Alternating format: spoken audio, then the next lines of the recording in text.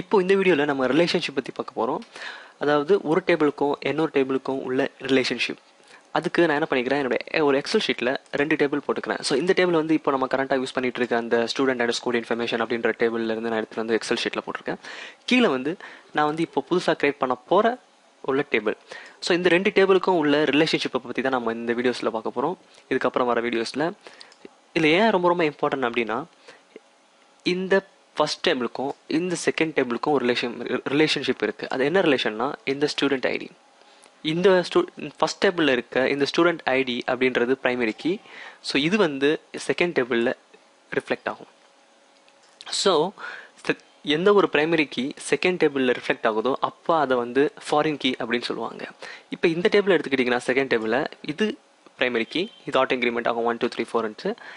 இது foreign key act ஆகும். ஏன்னா இது இன்னொரு டேபிளில் இருக்க ஐடி, இது இங்கே ரெஃபர் ஆகுது.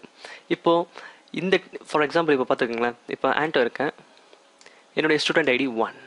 ஸோ இங்கே வந்து அது ரிஃப்ளெக்ட் ஆகுது 1 1 1. இப்போ இந்த டேபிளில் வச்சுக்கோங்களேன், என்னென்ன லாங்குவேஜ் எனக்கு தெரியும் அப்படின்றத வந்து இந்த டேபிளில் ஸ்பெசிஃபை பண்ணுறோம்.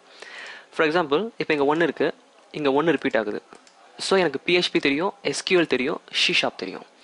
அதனால் என்னோட ஐடியை வந்து இங்கே ரிப்பீட் பண்ணுறேன் நான். ஸோ எனக்கு 3 லாங்குவேஜ் தெரியும் அப்படின்னு சொல்லிட்டு. இப்போ நெக்ஸ்ட் பார்த்தீங்கன்னா தினேஷ், அவருடைய ஐடி வந்து 2. அவருக்கு பார்த்தீங்கன்னா அவருக்கு ஜாவாஸ்கிரிப்ட் தெரியும், jQuery தெரியும். இது ஏன் 2 டேபிளாக ஸ்ப்ளிட் பண்ணி போடுறோம் அப்படின்னா, நீங்கள் நினைக்கலாம் ஏன் இதை ஒரே டேபிளே போடக்கூடாதா அப்படின்னு சொல்லிட்டு. எப்படின்னா எப்படி,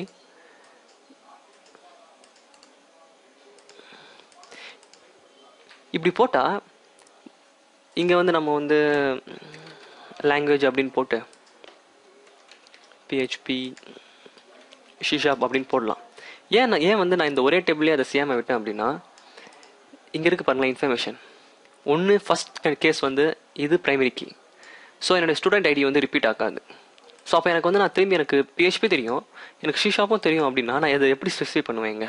ஸோ எனக்கு வந்து ஃபஸ்ட்டு என்னால் பிரைமரி கீ ரிப்பீட் பண்ண முடியாது. இது ஒரு ரீசன். இன்னொரு ரீசன் என்னென்னா, டேட்டா ரிப்பீட் ஆகுது. இங்கே ஆண்டோ வருது, திரும்பி இங்கே ஆண்டோ வருது, இங்கே சுஜேஷ் வருது, இங்கே சுஜேஷ் வருது. என்னுடைய ஃபுல் இன்ஃபர்மேஷன் இந்த ஒரு 6-7 ரோக்கு சேமாக தான் இருக்கும்.